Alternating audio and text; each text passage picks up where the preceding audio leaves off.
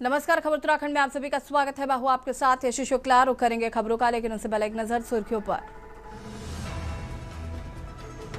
CM नामी का पौड़ी गढ़वाल दौरा, उत्कृष्ट राजकीय इंटर कॉलेज बलखेत में कार्यक्रम, 3 दिवसीय न्याल वैली एडवेंचर फेस्टिवल का शुभारंभ किया। बिना मंजूरी दफ्तर में प्रवेश निषेध, एसओपी जारी, उत्तराखंड के सरकारी दफ्तर में सुरक्षा को लेकर एसओपी जारी। हरिद्वार में 2027 कुंभ के लिए केंद्र ने जारी किए 500 करोड़, घाटों के सौंदर्यीकरण और विस्तार पर विशेष फोकस, मुख्यमंत्री धामी ने जताया आभार। पौड़ी में एलयूसीसी पीड़ित महिलाओं की पदयात्रा, पुलिस ने रोकी, श्रीनगर में एनआईटी के पास पुलिस ने लगाई रोक, धरने पर बैठी महिलाओं ने प्रशासन पर लगाया रोक। उत्तराखंड में जनगणना के पहले चरण की अधिसूचना जारी, 25 अप्रैल से शुरू होगी मकान गणना।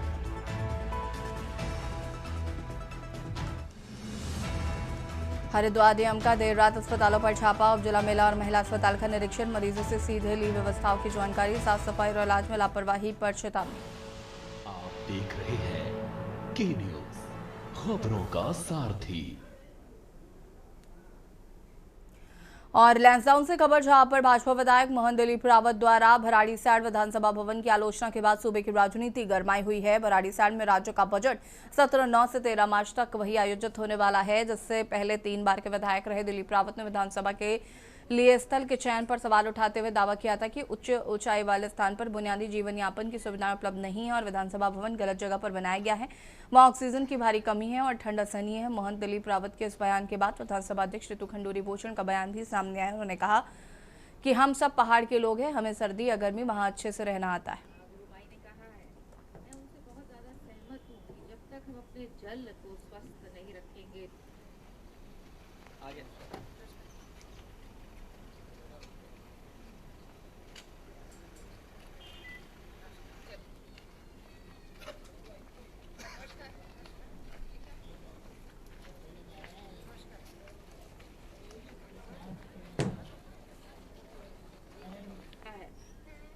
गुरुमाई ने कहा है, मैं उनसे बहुत ज्यादा सहमत हूँ कि जब तक हम अपने जल को स्वस्थ नहीं रखेंगे। उत्तराखंड में अब तक मौसम शुष्क बना हुआ है। खासकर मैदानी इलाकों की बात करें तो दोपहर के तापमान में बढ़ोतरी देखी जा रही है, लेकिन मौसम विभाग ने अब उत्तराखंड में मौसम के बदलने के संकेत दिए हैं, जिसको लेकर मौसम विज्ञान केंद्र देहरादून के निदेशक डॉक्टर सीएस तोमर ने कहा है कि कल यही 27 फरवरी को उत्तराखंड के पहाड़ी जिले उत्तरकाशी, चमोली, पिथौरागढ़ में हल्की बारिश देखने को मिल सकती है। साथ ही 3000 मीटर से अधिक ऊंचाई पर बर्फबारी भी देखी जा सकती है।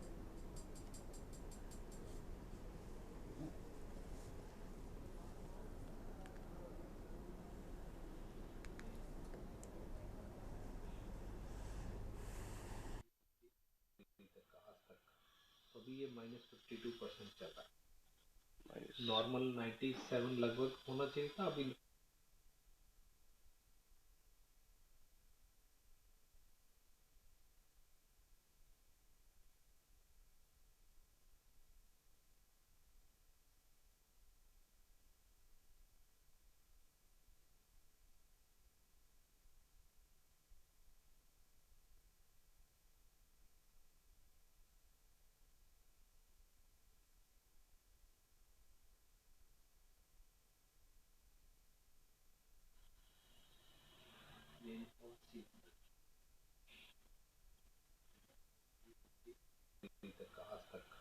अभी ये -52% चल रहा है। नॉर्मल 97 लगभग होना चाहिए था अभी।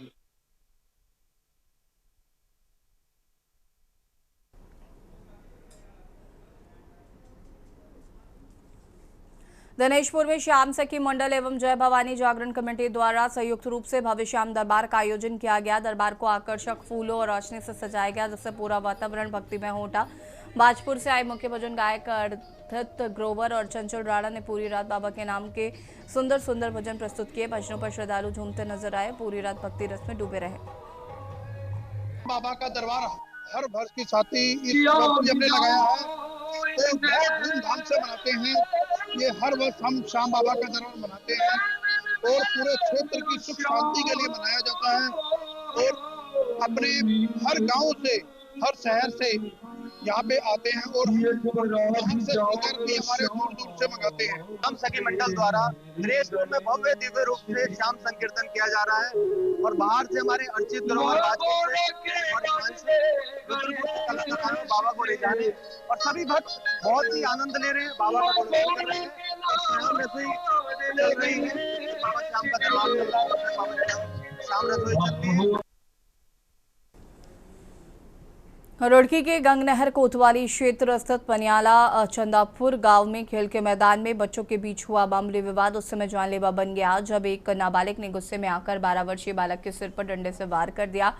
गंभीर रूप से घायल होकर मौके पर वो बेहोश हो गया। परिजन उसे तुरंत निजी अस्पताल ले गए जहां देर रात उपचार के दौरान उसकी मौत हो गई।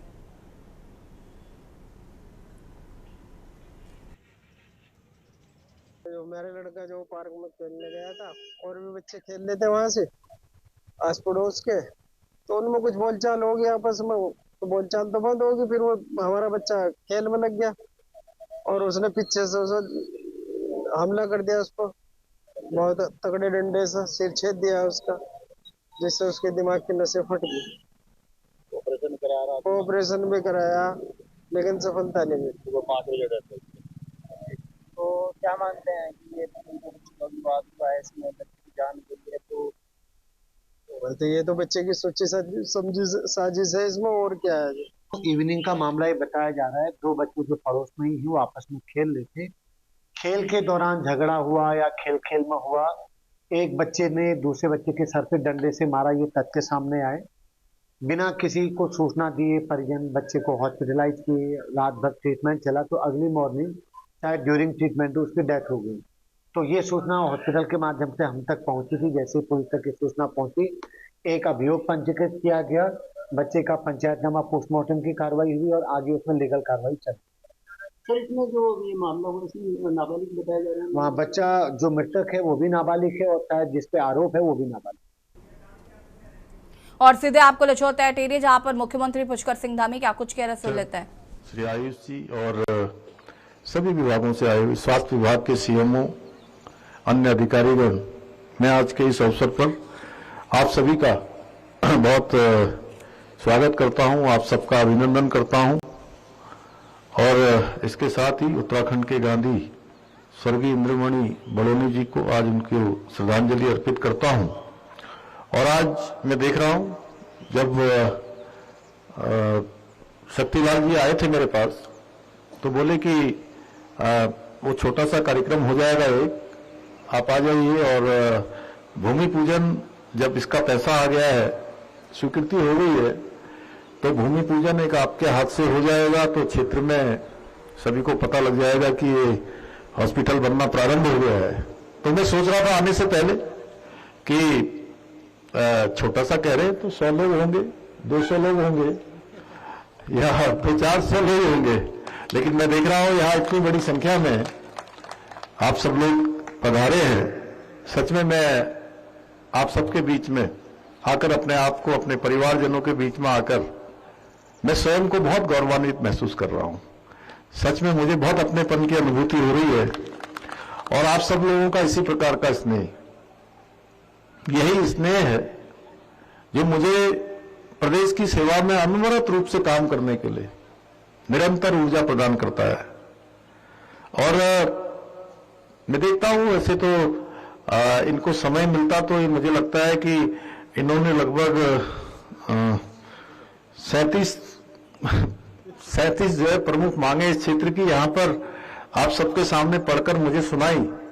लेकिन ये जब भी देहरादून आते हैं बस यह है कि समय मेरा कम लेते हैं। इनकी अच्छी बात यह है कि 5-10 मिनट में अपनी बात करके चले जाते हैं, जानते हैं कि और भी बहुत सारे काम होते हैं, लेकिन जब भी आते हैं तब ये क्षेत्र की कोई न कोई विकास से संबंधित समस्या ही लेकर आते हैं या विकास के कामों को लेकर आते हैं और हमेशा उनके लिए चिंतित रहते हैं। और मुझे शक्तिलाल जी ने स्वास्थ्य सेवाओं के बारे में भी बताया कि यहाँ क्या क्या समस्या है, यहाँ कितनी परेशानियां हैं, तो मुझे जानकर बहुत सच में बहुत पीड़ा हुई कि आज हमारे बहुत दूर दराज के क्षेत्रों के गांवों में, पहाड़ों में हमारी माताओं को, बहनों को सामान्य उपचार के लिए भी, छोटी छोटी स्वास्थ्य संबंधी समस्याओं के लिए भी लंबी दूरी तय करनी पड़ती है, दूर तक जाना पड़ता है। साथ ही उन्हें वहां पर डॉक्टर कम है, आवश्यक दवाएं नहीं है, सुविधाओं का अभाव है, इलाज नहीं मिल पाता है और आपातकालीन सेवा में एम्बुलेंस भी नहीं मिल पाती, पहुंचने में उसको भी काफी देर लग जाती, कठिनाइयों का सामना करना पड़ता है। और इन्हीं समस्याओं को ध्यान में रखते हुए हमने पिलखी स्वास्थ्य केंद्र को सामुदायिक स्वास्थ्य केंद्र में उच्चीकृत करने के साथ ही भिलंगना ब्लॉक के गगी गांव में एक उप स्वास्थ्य केंद्र खोलने का निर्माण करने की भी घोषणा की है। मुझे प्रसन्नता है कि आज हम घनसाली भिलंगना क्षेत्र में लगभग 41 करोड़ रुपए की विभिन्न परियोजनाएं, जिसमें 8 परियोजनाएं हैं, उनका आज यहाँ पर हमने लोकार्पण शिलान्यास भी किया है। हमारे पंडित जी ने, मैं तो उनसे कह रहा था कि आज मैं तो आ ही रहा था, महाराज जी भी साथ में आ गए, तो मैंने इस क्षेत्र के लिए बहुत अच्छा हो गया। तो मैं कहता हूं उनके अन्य कार्यक्रम भी लगे, थोड़ा पंडित जी थोड़ा शॉर्ट में कर दीजिए, जैसे हमने कहा यथाशक्ति कर दीजिए। तो पंडित जी ने बहुत विधि विधान से जो है यहाँ पर इन योजनाओं का शिलान्यास करवा दिया और अच्छा भी है। हम लोग सब सनातन को मानने वाले, भगवान पर आस्था रखने वाले लोग हैं और विधि विधान से पूजा होती है, विधि विधान से संकल्प भी पंडित जी करवाते हैं। और मेरा तो हमेशा ही संकल्प रहता है कि जो भी योजना शुरू हो गई है, जिसका शिलान्यास हो गया है, वो योजना रुकनी नहीं चाहिए, वो योजना पूरी होनी चाहिए भाइयों बहनों। और मुझे पूरा विश्वास है ये सभी काम जो आज यहाँ पर हो रहे हैं, जिनका शिलान्यास हुआ है, इनके प्रारंभ होने से आसपास के सभी लोगों को स्वास्थ्य सेवाएं निकट ही उपलब्ध हो पाएंगी, उनको आसानी से समय पर उपचार मिल सकेगा। भाइयों बहनों, हम सभी जानते हैं हमारा पूरा क्षेत्र, पूरा प्रदेश बहुत ही विषम भौगोलिक परिस्थितियों का है, दुर्गम पहाड़ियों का है और इसकी भौगोलिक परिस्थितियों के कारण से हमने लंबे समय तक संसाधनों की कमी देखी है, उपेक्षा देखी है और लंबे समय तक यहाँ पर उपेक्षाएं रही हैं। यहाँ का जो बुनियादी सुविधाएं हैं उनका अभाव रहा है, चाहे वो सड़क हो, स्वास्थ्य हो, बिजली हो, शिक्षा हो, संचार हो, इसके लिए लंबा संघर्ष यहाँ करना पड़ा है। और जब किसी माँ को रात में अंधेरे में बीमार बच्चे को लेकर अपने घर से दूर जाना पड़ता है, पहाड़ से नीचे उतरना पड़ता है, तो विकास का कमी का दर्द अधिक महसूस होता है और हम उसी पीड़ा को समाप्त करने का आज प्रयास कर रहे हैं। मैंने भी इन सबको बहुत नजदीक से देखा है और मैं जब आ रहा था मैं सोच रहा था कि मैं बहुत बचपन की बात बताऊं आपको, मुझे लगता है कि मेरी उम्र 4 या 5 साल की रही होगी। मेरी माँ का मायका लगभग 12 घंटे चलने के बाद पैदल अपने मायके पहुंचती थी, मेरे मामा के घर, मेरे नाना के यहाँ। और मैं 4 या 5 साल का होऊंगा तो मैं भी माँ के पीछे पीछे पीछे पीछे जा रहा था। तो एक जगह पर छोटा सा गधेरा जैसा आया, तो माँ ने, चूंकि माँ अब 70-72 साल की हैं, तो उस समय उनकी उम्र रही होगी लगभग 20-22 साल, तो उन्होंने कूद मारी, एक पत्थर से दूसरे पत्थर में गई और मैंने भी पीछे पीछे मैंने भी कूद मार दी और मेरे बाल भी थे बड़े से। तो उस समय हमारे यहाँ जो है बाल भी जो है काफी दिनों में कटते थे, वो उसके लिए भी एक संस्कार होता था बड़ा सूड़ा।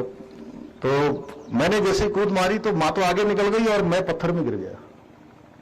मेरा सर जो है बिल्कुल पत्थर में लग गया और बिल्कुल वो खून निकलने लगा मेरे सर से और मैं थोड़ा रोया होऊंगा, जो भी हुआ होगा, लेकिन पता नहीं वहीं पर एक देवी का थान था, शिव जी का मंदिर था।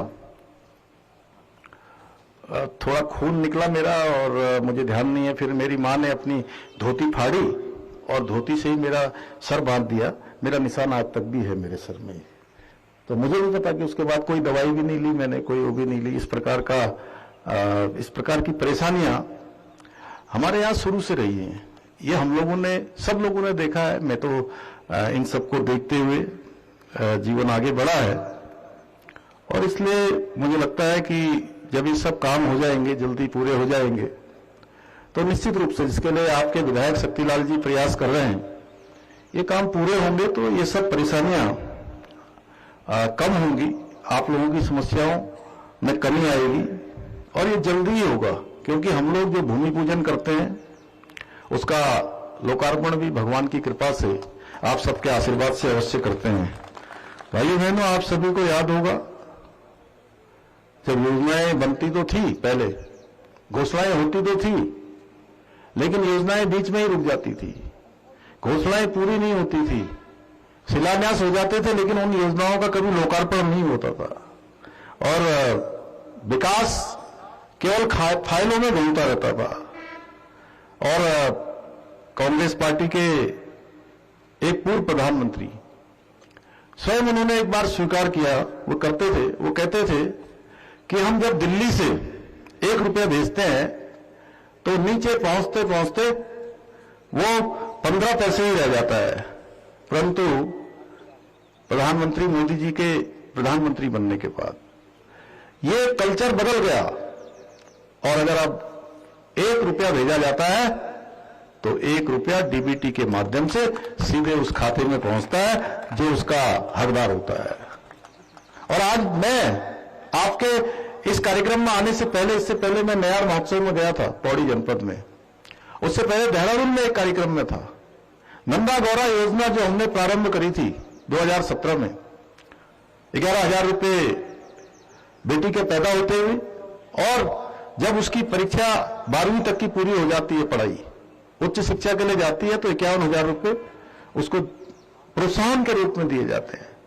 आज 1,142 करोड़ रुपया मैं आज उन बेटियों के खातों में हस्तांतरित करने के बाद यहां आया हूं। भाइयों बहनों, ये कल्चर आज डबल इंजन की सरकार की ताकत है। प्रत्येक योजना का लाभ सीधे पहाड़ के अंतिम छोर में रहने वाले व्यक्ति तक पहुंच रहा है, जिसको आवश्यकता है उस तक पहुंच रहा है। चिकित्सा केंद्र की उच्चीकरण की बात ले लीजिए, इसके उच्चीकरण के बाद अत्याधुनिक सुविधाओं के साथ अल्ट्रासाउंड, एक्सरे, पैथोलॉजी लैब और अन्य सुविधाएं मिलने लगेंगी। साथ ही आप लोगों का समय भी बचेगा, धन भी बचेगा, और सबसे महत्वपूर्ण बात, किसी गंभीर स्थिति में जीवन भी बचेगा। भाइयों बहनों, ये इसके फायदे होंगे। लेकिन मैं आपसे पूछना चाहता हूं कि शक्तिलाल जी ने इतना प्रयास किया है आप सबके कहने कर, आपकी जरूरतों के लिए। ये काम बहुत पहले हो जाने चाहिए थे, बहुत पहले इन सब पर काम हो जाना चाहिए था, और बरसों तक पहाड़ों से लेकर शहरों तक इलाज के लिए भटकना हमारी नीति थी। भाइयों बहनों, ये संसाधनों की कमी नहीं थी, पहले भी ये सब काम हो सकते थे, लेकिन उस समय में इच्छा शक्ति की कमियां होती थी, लोग करना नहीं चाहते थे।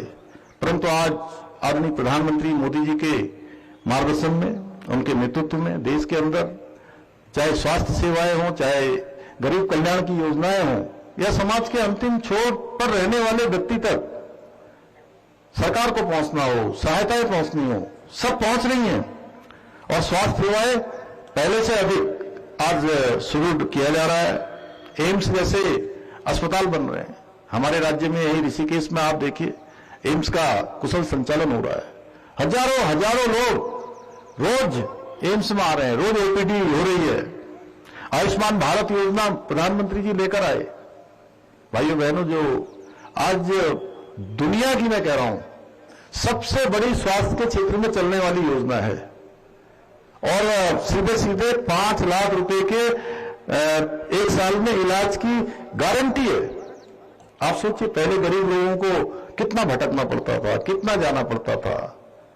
आज आसानी से सभी को अच्छा इलाज मिल रहा है, और कई विकसित देश भी आज अपनी जनता को इतनी व्यापक स्वास्थ्य के क्षेत्र में सुविधाएं नहीं दे पा रहे हैं जितना आज हमारा देश दे रहा है। और पहले के समय में गरीब व्यक्ति बीमार हो जाता था तो वो कर्जा लेता था, जेवर गिरवी रख देता था, और आज वही आयुष्मान कार्ड लेकर आसानी से, चाहे प्राइवेट अस्पताल हो, सरकारी अस्पताल हो, उनमें अपना निःशुल्क इलाज करा रहा है। प्रधानमंत्री जी ने स्वास्थ्य को सुविधा नहीं बल्कि इसको जन जन का अधिकार बनाया है। भाइयों बहनों, जिन लोगों ने ये सोचने का विषय, ये प्रश्न केवल मेरा नहीं है, मैं आप सबको देख रहा हूं, इतने सारे लोग आए, इतनी बड़ी संख्या में आए हैं, तो मन में विचार आया कि जिन्होंने दशकों तक, 5 दशकों तक, लगातार 6 दशकों तक, 60 वर्षों तक इस देश के अंदर शासन किया, उनके नेता कभी गरीबों की पीड़ा समझ नहीं पाए, क्योंकि उन्होंने गरीब की दवा से अधिक हमेशा अपनी कुर्सी की चिंता थी। उन्हें अस्पतालों में भर्ती आमजन से कोई लेना देना नहीं था, बल्कि उनको अपने परिवारवाद की फिक्र थी। और आज भी उन्हें देश की जगह अपने युवराज की अधिक फिक्र है, युवराज की ज्यादा चिंता करते हैं। अभी आपने देखा होगा, एक अंतर्राष्ट्रीय मंच था, और ऐसा मंच जिस मंच पर भारत पूरे दुनिया के अंदर अपनी गौरव गाथा लिख रहा है कि भारत आज साइंस के क्षेत्र में, टेक्नोलॉजी के क्षेत्र में, एआई के क्षेत्र में किस प्रकार से नए नए आविष्कार कर रहा है, किस प्रकार पूरी दुनिया को आज एक दिशा देने का काम एआई के क्षेत्र में भारत कर रहा है। और पूरे विश्व के प्रतिनिधि वहां आए हुए हैं, जहां से भारत का मान सम्मान बढ़ रहा है, भारत की पहचान बढ़ रही है कि भारत दुनिया के किसी भी टेक्नोलॉजी वाले देशों से पीछे नहीं है, बल्कि भारत आज दुनिया का पहले नंबर का देश बनने की दिशा में आगे बढ़ रहा है। ऐसे मंच पर जाकर कांग्रेस के कार्यकर्ता, उनके नेता एक सुनियोजित षड्यंत्र के तहत किस प्रकार का अशोभनीय प्रदर्शन करते हैं, देश की जनता ने देखा, दुनिया के लोगों ने देखा। भाइयों, ये लोकतंत्र में सबको विरोध का अधिकार है, लेकिन क्या देश की गरिमा के साथ खिलवाड़ करने का, उसके सम्मान, उनके लिए कुछ नहीं है, देश की गरिमा कुछ नहीं है, देश के लोग कुछ नहीं है। भाइयों बहनों, इसी कारण से इनकी राजनीति भ्रम और आरोप पर आधारित है, लेकिन हमारी राजनीति, हम प्रधानमंत्री जी के नेतृत्व में उनकी प्रेरणा से सेवा और परिणामों पर आधारित है। हम जो काम करते हैं उसके परिणाम आते हैं, क्योंकि हम संकल्प लेकर काम करते हैं। ये सवाल खड़े करते हैं हर विषय पर, हम कोई काम करते हैं तो सवाल खड़े करने लगते हैं। भाइयों बहनों, ये सवाल खड़े करते हैं और हम अस्पताल खड़े करते हैं। भाइयों बहनों, ये बयान देते हैं, हम आधारशिला रखते हैं, हम शिलान्यास करते हैं। भाइयों बहनों, आदरणीय प्रधानमंत्री नरेंद्र मोदी जी के नेतृत्व में हमारी डबल इंजन सरकार ने यह सिद्ध कर दिया है कि यदि संकल्प जनहित का हो तो हम कभी पीछे नहीं हटते। बीते वर्षों में उत्तराखंड ने वो कर दिखाया है जो केवल कल्पना समझा जाता था, चाहे वो आर्थिक प्रगति की बात हो। अभी कल ही भारत सरकार ने हमको अच्छा फाइनेंशियल मैनेजमेंट करने के लिए 350 करोड़ रुपए की धनराशि दी है। एसडीजी इंडेक्स में सतत विकास के लक्ष्यों को प्राप्त करने में 23-24 के इंडेक्स में हम पूरे देश में पहले स्थान पर आए हैं।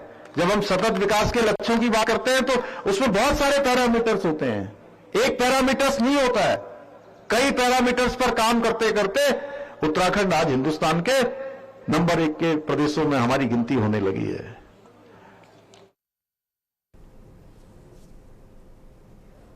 और टेरे से मुख्यमंत्री पुष्कर सिंह धामी को यहाँ पर आप सुन रहे थे, उन्होंने कहा कि पहाड़ में जिस तरीके से विकास हो रहा है वो अकल्पनीय था, अविस्मरणीय है। और जिस तरीके से इससे पहले पहाड़ में बहुत सारी समस्याओं से लोगों को रोज दो चार होना पड़ता, तो उन समस्याओं को हल करने का प्रयास धामी सरकार कर रही है। खबर उत्तराखंड में फिलहाल आता है, देखते रहिए के न्यूज इंडिया। नमस्कार,